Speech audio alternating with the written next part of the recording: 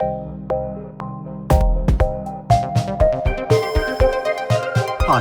welcome to On the Investors' Minds. I'm Tai Hui, the Chief Market Strategist for Asia Pacific at JP Morgan Asset Management.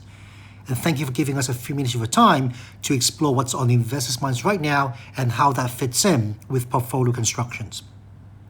In this episode, I want to share my thoughts on a question that many APAC clients and investors have been asking about in the past few weeks, and that's to do with the US Federal Reserve and its chairman, Jerome Powell, whether he'll be able to serve his full term as chair and what could be the potential impact as well as the ongoing request by President Trump for the Fed to cut rates. At the time of recording, President Trump just toured the Federal Reserve building and he does not think removing Chair Powell is necessary, even though he continues to call for lower rates by the FOMC. So I want to discuss three things: the importance of central banks' independence, how the FOMC could be shaped in the future even as Jerome Powell steps down as Fed Chair in 2026 as scheduled, and also the potential impact on Fed policies in the medium term. First, on central bank independence. There are many ways to measure how independent a central bank is. The International Monetary Fund has come up with 10 measures, including the appointment of central bank senior officials, independence in formulating monetary policy, financial independence from the government, and the ability to lend to the government. Clearly, the most important question here is for the Federal Reserve to set monetary policy or policy rates independently. This is linked to the credibility of a central bank. Needless to say, this credibility is really important. Central banks have established objectives. Most developed market central banks target inflation, the Federal Reserve target inflation at around 2%, and also full employment. Hence, monetary policy should be set according to the projected inflation and job market performance in the case of the US. A central bank's independence, in theory at least, should allow companies and households to believe that it will do the right thing and bring inflation towards this target. Now, critics will argue that the Fed has not been particularly consistent in achieving this target, and this is a fair point. But this may reflect how hard it really is to achieve a specific inflation target with a rather blunt monetary policy instrument when consumer prices are driven by a wide range of factors, many of which are outside of the Fed's influence, such as commodity prices or tariffs. Hence, government interference could undermine its credibility. If households and companies lose trust in the Fed, inflation could run away and hurt everyone. We see this in some emerging markets. Not only does the Fed need to maintain price stability and a healthy job market, it also needs to maintain financial stability. After the global financial crisis, we went through several episodes of financial stress, notably the bond market liquidity squeeze in March 2020 when the COVID pandemic hit, and also during the Silicon Valley banking crisis. The Fed was able to provide adequate market liquidity to ensure the proper functioning of the bond markets and financial system. In addition to the liquidity provided, its credibility also helped to enforce market participants' confidence and also restore normality. While a lot of the media attention has been on the Fed Chair Jerome Powell, it is important to recognize that the policy rate decision is made by the FOMC committee.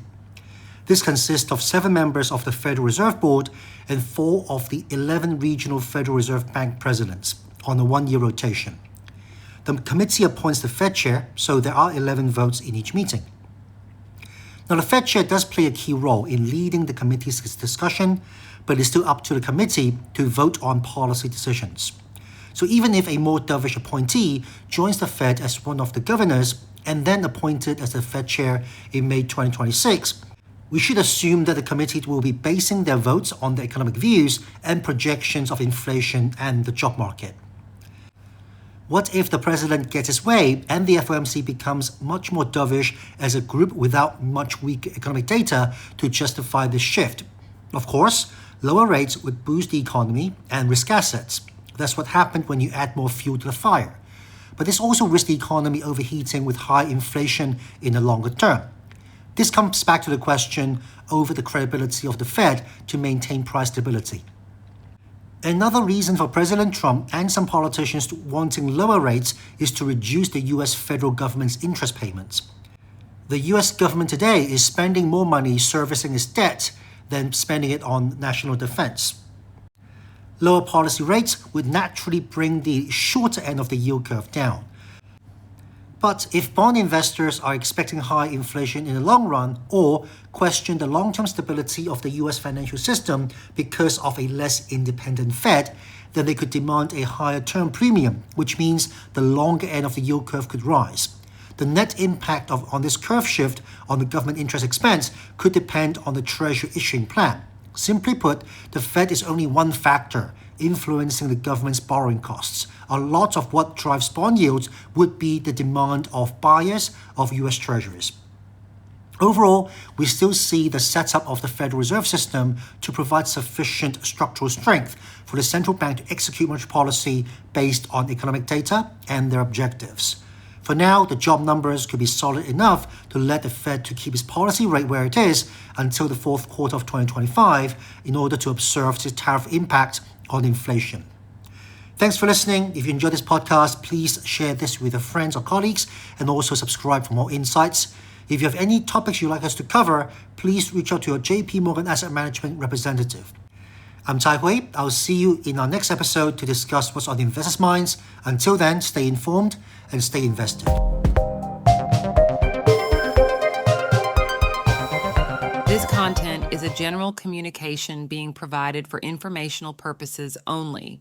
It is educational in nature and not designed to be taken as advice or a recommendation for any specific investment product, strategy, plan, feature, or other purpose in any jurisdiction, nor is it a commitment from JP Morgan Asset Management or any of its subsidiaries to participate in any of the transactions mentioned herein. Any examples used are generic, hypothetical, and for illustration purposes only. This material does not contain sufficient information to support an investment decision, and it should not be relied upon by you in evaluating the merits of investing in any securities or products. In addition, users should make an independent assessment of the legal, regulatory, tax, credit, and accounting implications and determine, together with their own financial professional, if any investment mentioned herein is believed to be appropriate to their personal goals. Investors should ensure that they obtain all available relevant information before making any investment. Any forecasts, figures, opinions, or investment techniques and strategies set out are for information purposes only based on certain assumptions and current market conditions and are subject to change without prior notice. All information presented herein is considered to be accurate at the time of production, but no warranty of accuracy is given and no liability in respect of any error or omission is accepted. It should be noted that investment involves risks. The value of investments and the income from them may fluctuate in accordance with market conditions and taxation agreements, and investors may not get back the full amount invested. Both past performance and yields are not reliable indicators of current and future results. JP Morgan Asset Management is the brand for the asset management business of JP Morgan Chase & Company and its affiliates worldwide.